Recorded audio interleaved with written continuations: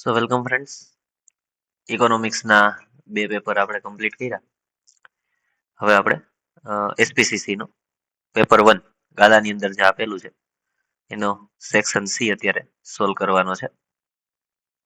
તો 31st નંબરનો question છે, જેમાં આપણને એવું પૂછેલું છે regarding which the complaint letters return to the bank.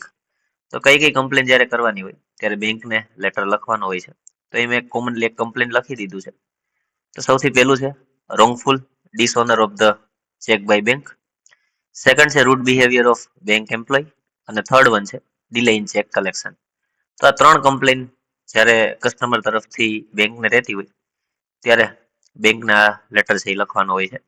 અને એક બીજું એક કમ્પ્લેન સિવાય પણ કઈ જગ્યાએ અથવા તો કઈ વાત બેંકને જાણ કરવી જરૂરી છે. તો એની અંદર આપેલું છે કે draw attention towards an error in bank statement. તો બેંકનું જે સ્ટેટમેન્ટ નીકળે એની અંદર કોઈ એરર હોય તો એ વખતે પણ તમે બેંકને લેટર લખી શકો. Next question, from where is financial aid received by corporation or department providing public utility service. તો કઈ બે જગ્યાએથી મળી શકે? તો એક સેન્ટ્રલ ગવર્મેન્ટ અને સ્ટેટ ગવર્મેન્ટ, આ બે જગ્યાએથી કોર્પોરેશન્સ હોય કે બીજા કઈ ડિપાર્ટમેન્ટ્સ હોય એ લોકોને ફંડ ફાઇનાન્શિયલ હેલ્પ છે એ મળી શકે. થર્ડ વન છે what is direct recruitment and indirect recruitment. તો ડાયરેક્ટ રિક્રુટમેન્ટ કોને કહેવાય? તો જેની અંદર કોઈ મિડલમેનની હેલ્પ લેવામાં ન આવે. તો એમની હેલ્પ વગર એટલે કે મિડલમેનની હેલ્પ સિવાય કોની હેલ્પ લેવામાં આવે? તો કરંટ એમ્પ્લોઈઝ, પછી જે તે કંપની કે ઓર્ગેનાઇઝેશન હોય અથવા તો એમ્પ્લોય હોય કરંટ એના રિલેટિવ્સ, પાસ્ટ એમ્પ્લોય કે જેમણે કંપનીની અંદર બહુ સારું પરફોર્મ કરેલું હોય અને હવે કોઈ બીજી સારી પોસ્ટ ઉપર હોય એ જો કોઈ રિફર કરે, અથવા તો કંપની પાસે પોતાનું કોઈ વેઇટિંગ લિસ્ટ હોય, પ્રીવિયસલી કોઈ ઇન્ટરવ્યુ કરેલા હોય અને એની અંદરથી કોઈ કેન્ડિડેટ્સ સારા હોય એનું વેઇટિંગ લિસ્ટ બનાવેલું હોય તો ડાયરેક્ટલી જો એને એપ્રોચ કરવામાં આવે that is false under direct recruitment. અને ઇનડાયરેક્ટ રિક્રુટમેન્ટ ક્યારે કરવામાં આવે? તો જ્યારે કોઈ મીડિયમ અથવા તો એડવર્ટાઇઝમેન્ટ અથવા તો જોબ પ્લેસમેન્ટ એજન્સીસ, અત્યારે ઘણી બધી એવી એજન્સીસ તમને જોવા મળતી હશે, Naukri.com છે, જોબસિકા છે. તો આ બધાની અંદરથી પણ તમને કંપનીની ઇન્ફોર્મેશન મળી શકે કે અત્યારે કઈ કઈ જગ્યાએ વેકેન્સીસ છે. તો આવી કોઈ મિડલ એજન્સીસ અથવા તો companies through middleman through recruitment process કરવામાં આવે તો એને ઇનડાયરેક્ટ રિક્રુટમેન્ટ કહેવાય. તો આ બેના ટાઈપ્સ થઈ ગયા. એના પછી ફોર્થ ક્વેશ્ચન છે what things are included in the second part of letter of renunciation. તો રેનન્સિએશનના સેકન્ડ પાર્ટની અંદર શું લખેલું હોય?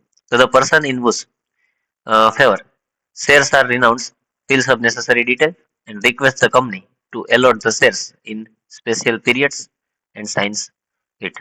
તો જેની ફેવરની અંદર, જે માણસના ફેવરની અંદર હવે શેર ગયા છે તો એ પોતાની ડિટેલ્સ ભરી અને એની અંદર સાઇન કરશે. તો રિનોન્સિએશન લેટરના સેકન્ડ પાર્ટની અંદર આવી રીતે જેના ફેવરમાં શેર ગયેલા છે એની ડિટેલ્સ આવશે. 35 નંબરનો ક્વેશ્ચન, એમાં એવું છે કે why it is necessary to close the register of members during the procedure of making necessary share call. તો શેર કોલ વખતે મેમ્બર્સનું રજિસ્ટર ક્લોઝ એટલે કે મતલબ કે નવી કોઈ એડિશન અથવા તો એની અંદરથી કોઈને રિમૂવ કરવા એક પ્રોસિજરથી અટકાવી દેવામાં આવે.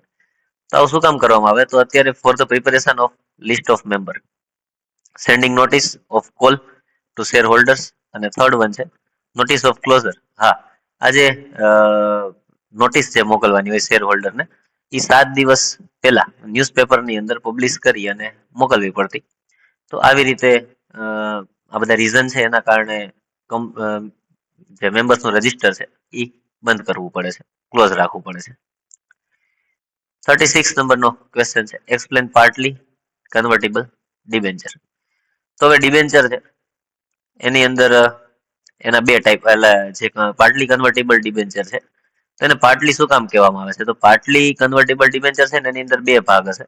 એક છે એ ફૂલી કન્વર્ટેબલ હશે અને એક નોન કન્વર્ટેબલ હશે. ફૂલી કન્વર્ટેબલ શું હશે? કે જેની અગેન્સ્ટની અંદર ઇસ્યુ શેર્સ ઇસ્યુ થઈ શકે એવા ટાઈપનું જે ડિબેન્ચર હોય એને ફૂલી કન્વર્ટેબલ ડિબેન્ચર કહેવાય. અને જે ડિબેન્ચરની અગેન્સ્ટમાં ઇસ્યુ શેર ઇસ્યુ ના કરી શકો પણ એ જે ડિબેન્ચર છે એને તમે રિડીમ કરી શકો, તો એ ટાઈપનું જે ડિબેન્ચર હોય એને નોન કન્વર્ટેબલ કહેવાય. તો પાર્ટલી કન્વર્ટેબલની અંદર આવી રીતે બે અલગ અલગ પાર્ટ આવે છે એટલે એનું નામ પાર્ટલી કન્વર્ટેબલ ડિબેન્ચર છે કે જેમાં એક ના શેર ઇસ્યુ થઈ શકે અને બીજા છે રિડીમ થઈ શકે. 37 નંબરનો ક્વેશ્ચન છે, give to any two differences between members and share holder. તો મેમ્બર્સ અને શેર હોલ્ડર વચ્ચેના બે ડિફરન્સ આપણે સમજાવવાના છે. તો અહીં આપણે ઓલરેડી ડિફરન્સ પાડી દીધા છે. તો મેમ્બર કોને કહેવાય? તો કોઈ રિટર્ન કન્સેન્ટથી અથવા તેનું નામ શેર એપ્લિકેશનના મેમ્બર રજિસ્ટરની અંદર જો રજિસ્ટર્ડ થયેલું હોય તો એને મેમ્બર કહેવાય. અને શેર હોલ્ડર કોને કહેવાય? તો જે તે કંપની કે ઓર્ગેનાઇઝેશન્સના શેર પોતે હોલ્ડ કરતો હોય તો એને શેર હોલ્ડર કહેવાય. આ વ્યક્તિ જે છે એને મેમોરેન્ડમ ઓફ એસોસિએશન એમઓએ જે છે એ સાઇન કરવા પડે છે, જ્યારે શેર હોલ્ડરને આવા કોઈ એમઓએ સાઇન કરવાની જરૂર નથી. તો આ મેમ્બર અને શેર હોલ્ડર વચ્ચેના બે ડિફરન્સ થઈ ગયા. નેક્સ્ટ ક્વેશ્ચન જોઈએ, 38 નંબર. When is nominee director એપોઇન્ટેડ?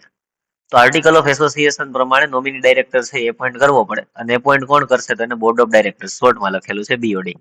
Board of directors છે એપોઇન્ટ કરશે. અને કયા કયા સર્કમસ્ટન્સીસ ની અંદર એને એપોઇન્ટ કરવો પડે?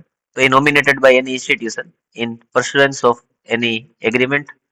સેકન્ડ વન છે nominated by an institution in pursuance of provision of any law. કોઈ લો દ્વારા પણ એનું નોમિનેશન છે એ થયેલું હોય. અને સેન્ટ્રલ ગવર્મેન્ટ અથવા તો સ્ટેટ ગવર્મેન્ટ છે નોમિનેટ કરે by virtue of his share holding in government company. તો કોઈ ગવર્મેન્ટ કંપનીની અંદર શેર હોલ્ડિંગ કરવાના કારણે એની જે રેપ્યુટેશન છે એના આધારે સ્ટેટ ગવર્મેન્ટ કે સેન્ટ્રલ ગવર્મેન્ટ જો એને નોમિનેટ કરે તો પણ નોમિની ડાયરેક્ટર છે એ એપોઇન્ટ કરી શકાય. તો આ ત્રણ સર્કમસ્ટન્સીસ ની અંદર પેલું પર્સન્સ ઓફ એની એગ્રીમેન્ટ, બીજું છે પર્સન્સ ઓફ પ્રોવિઝન ઓફ લો, અને સેન્ટ્રલ કે સ્ટેટ ગવર્મેન્ટના વર્ચ્યુની અંદર જો એ ગવર્મેન્ટ કંપનીમાં શેર હોલ્ડર તરીકે રહેલો હોય તો આ ત્રણ સર્કમસ્ટન્સીસની અંદર નોમિની ડાયરેક્ટર છે એને એપોઇન્ટ કરી શકાય. 39 number, how the notice of meeting સર્વડ? તો જે એન્યુઅલ જનરલ મીટિંગ હોય કે બીજી કોઈ પણ કંપનીની મીટિંગ હોય કે જેની અંદર બધા મેમ્બર્સને પ્રેઝન્ટ રહેવું જરૂરી છે, અથવા તો બધા મેમ્બર્સને આવી મીટિંગ છે એવી જાણ કરવી જરૂરી છે, તો એવી મીટિંગ છે એ કઈ રીતે આપવામાં આવે છે એની નોટિસ? તો પેલું છે બાય પોસ્ટ, સેકન્ડ વન છે by advertisement as public notice in local newspaper, અને થર્ડ વન છે બાય હેન્ડ ટુ હેન્ડ. તો આવી રીતે મીટિંગ છે સૌ મતલબ એનું ઇન્વિટેશન છે એ આપવામાં આવે છે. એના પછી સેક્શન સી નો લાસ્ટ ક્વેશ્ચન છે, explain statutory meeting and report of company. તો કંપની એક્ટ પ્રમાણે સ્ટેચ્યુટરી મીટિંગ છે એ બોલાવવી બહુ જરૂરી છે, અને એનો રિપોર્ટ રજિસ્ટ્રારને સબમિટ કરવો જરૂરી છે. આ બધું ક્યારે કરવું પડે? તો જ્યારે કંપની વાઇન્ડ અપ કરવાની હોય ત્યારે સ્ટેચ્યુટરી મીટિંગ છે એ બોલાવવી પડે. ઇફ ધીસ કન્ડિશન નોટ ફુલફિલ્ડ, તો કંપની રજિસ્ટ્રાર છે એ શું કરશે? Share holders can apply in tribunal. તો આવી કોઈ સ્ટેચ્યુટરી મીટિંગ નથી થતી તો કંપની રજિસ્ટ્રાર અથવા તો શેર હોલ્ડર એ ટ્રિબ્યુનલની અંદર મતલબ કે કોર્ટની અંદર પણ જઈ શકે છે, ટ્રિબ્યુનલની અંદર એપ્લાય કરી શકે છે. અને જ્યારે કંપની જે વાઇન્ડ અપ કરવાની હોય ત્યારે કંપની રજિસ્ટ્રાર જે હશે એમણે સેન્ટ્રલ ગવર્મેન્ટ પાસેથી કંપનીની વાઇન્ડ અપ કરવાની પરમિશન છે લેવી પડશે. તો આ બધી પ્રોસિજર કરવા માટે સ્ટેચ્યુટરી મીટિંગ બોલાવી જરૂરી છે. તો અહીંયા આપણો સેક્શન સી કમ્પ્લીટ થાય છે. ફરી મળીશું સેક્શન ડી સાથે.